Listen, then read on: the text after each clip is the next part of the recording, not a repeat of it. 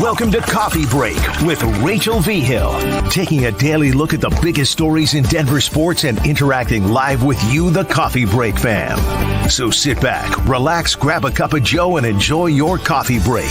Here's your host, Rachel Vigil. As I sit here continuing to scroll Twitter, I cannot believe it is our final week of training camp. I feel like this time has literally flown by, but at the exact same time, I'm so ready for it to be over because I actually miss just like reading your guys' comments on the show. And obviously this is going live when we're at practice. That way we're gathering all of the notes and information, but I miss connecting with you guys. For those of you that tune into Denver Sports Daily, I appreciate you every single time. There's plenty to get into as it's the first day after, of course, we saw them take care of the Colts in the preseason game. We saw Bo Nix impress everybody. We had Jim Palmer on the show, James Merlot on the show. There was tons going on this week, but my first solo session, and we are back because the quarterback competition is over. It's over. It's done. Sean Payton may not be willing to say, yes, it is going to be Bo Nix week one, but it's over. Bo Nix with the ones today looking relatively solid. We saw a few batted passes, a few scary little moments right there, but otherwise, Bo Nix is taking chances. He's looking really good out there. And the quarterback competition is over, everybody. Unless Sean Payton does something absolutely drastic. And I mean drastic. It's Bo Nix in Seattle week one, which should get a lot of people to be really, really excited. I also heard Sean Payton on the Up and Adam show. We're going to talk about that at the very end because I was able to see some of the behind the scenes and everything that went into that show. I hung around for a little bit extra today, which was really cool. But, you know, Kay Adams came out and was like, why won't you just name Bo Nix a starter? Like, it seems like everything is trending that way. And he said something along the lines of like, because it's not fair to everybody else. And in that answer right there, it wasn't because he's not ready, because there's still more work to do, because there's still a strong competition. It was more about the locker room and making sure that there's no divided locker room, because he hasn't named who's going to be the starting quarterback between Riley Moss and Damari Mathis and all of that kind of jazz. There's none of that. And so that kind of told you everything you needed to know about Sean Payton and why he hasn't named Bo Nix a starting quarterback. Well, because it's not fair to everyone else. Bo Nix is going to be the starting quarterback. I cannot wait for him to take the field. And especially this weekend, we're going to see him for even more time as he goes up against the Packers. And it's made it sound like today that, you know, Sean Payton's kind of saying, hey, we're going to see Bo Nix with the ones all week. We're going to see him today on Thursday. We're going to see him Friday when the Packers get into town for the joint practice. And then, of course, on Sunday, he is going to be the starting QB. It kind of felt like, okay, things are already starting to get into the mix. I will be very interested to see if today Jarrett Stidham does get the start as like the backup. It feels like the entire conversation around the Broncos quarterbacks has changed drastically. It went from Jarrett Stidham, Bo Nix, Zach Wilson. Now it feels like it's Bo Nix, Zach Wilson, Jarrett Stidham. And I'm like, I feel like I'm on a roller coaster with all of this stuff. I'm just like, what are we doing here? How did we all of a sudden get here now? So very interesting, but the quarterback competition is over. I'm calling it right now. I'm pretty sure I actually called it last week too. It's done. It's over with. Bo Nix, the rookie's going to start. He's going to look good. Also, how about JJ McCarthy officially being out for the entire season? That news dropped on Wednesday with a torn meniscus. He ends up having surgery completely torn, so he's out for the entire season. Such a bummer. Not that I thought that he was going to get the start over Sam Darnold, but still, just to see him be out there for preseason, I was like, maybe, just maybe. So a massive blow up there in Minnesota for the Vikings. Okay, Troy Franklin. I actually know that Philip Lindsay and Zach Bye did an entire segment yesterday on 104.3 The Fan on Troy Franklin. Oh my God. The kid, you would think that he was the 7th round draft pick and Devon Bailey was 4th round draft pick. Truthfully, you would 100% think that. And it's not the case. Devon Bailey, I've been talking about it. He is a stud. We saw him have some great catches again on Wednesday's practice. Troy Franklin, I don't know if he's too in his head now at this point. And it's fascinating to watch the coaches. He had a dropped pass where, I mean, it literally dropped right in between his hands. And you were like, dude, you gotta bring that up. And he's sitting there, laying there for a second. And one of the coaches is screaming at him. And I mean screaming at him and is like, get up. Like, we are not sitting here sulking or anything. And I think it's like a mental game at this point. He just hasn't had the camp that he wanted to. It's been frustrating. And people are talking about them cutting Troy Franklin. I don't think there's any way that they're going to cut their 3rd pick from the draft this year. So I just don't think it's going to happen. I think he'll make the team. And, we were having this discussion about, does he possibly make it to the practice roster? And everybody was like, yeah, no, because some other team's going to see where he got drafted and be like, I'm just going to snatch him up. Like, he'd have to beat out all the waivers. But he struggled. He struggled a lot this entire camp. There has never been a day where we look at Troy Franklin and we're like, oh, bounce back day. It's constant struggles time and time and time again. So it feels like the moment's just a little bit too big for him right now.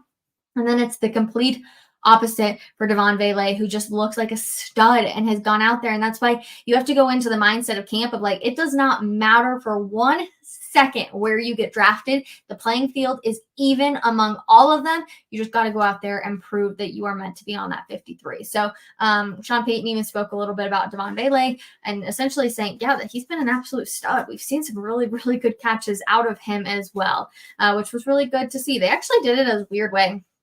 Usually you have players go to the podium, but this time we ended up seeing players go in different scrums. So we heard from Jonah Ellis, great interview, and then we also heard from Devon Vele, but it was in scrums, excuse me. So they're off to the side.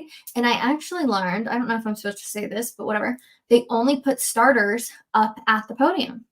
And I was like, how fascinating. So these two guys, even though I'm pretty sure they're going to make the 53-man roster, they're not starters, obviously. So they go off to the side. So it's like, if you make it to that level, you make it to being a starter, you're a Courtland Sutton, a Mike McGlinchey, that's who we heard from on Wednesday, then you get to go up to the podium. So, and also just to clarify, Courtland Sutton did not go to the podium, but he did have something to say to Kay Adams, which I thought was very, very interesting. But Mike McGlinchey went up to the podium. Real quick, injuries, just in case. So we did see Lucas Kroll out there. He's still dealing with that toe issue, but they're kind of expecting him to be out there again. And then Art Green does have a concussion. Probably won't go tomorrow, but they're going to see about how he looks next week as they get ready for the Cardinals in the 3rd preseason game. Nick Bonito was back out there. He's been dealing with a back issue, which was really good. Brandon Jones was back out there, which was really good. He had that hamstring injury, and everybody was like, is it really going to be 2 weeks? Are we talking 4 weeks? What's it going to look like? Almost 2 weeks on the day, and he was back out there. So good to see him. I'm trying to see. I always have my notes from practice. I didn't have as much today. They were in shells, and it's not as entertaining when they're in shells. You don't see quite as much compared to when they're in pads. They will be in pads today on Thursday, and then of course tomorrow when the Packers get out there for practice as well. So yeah, just a few injury updates. Also, I haven't really talked a lot about this guy, Malcolm Roach. He's a dog, man. I feel like actually a few weeks ago we talked about him. We saw him legitimately, you guys. I wish I could have been recording it.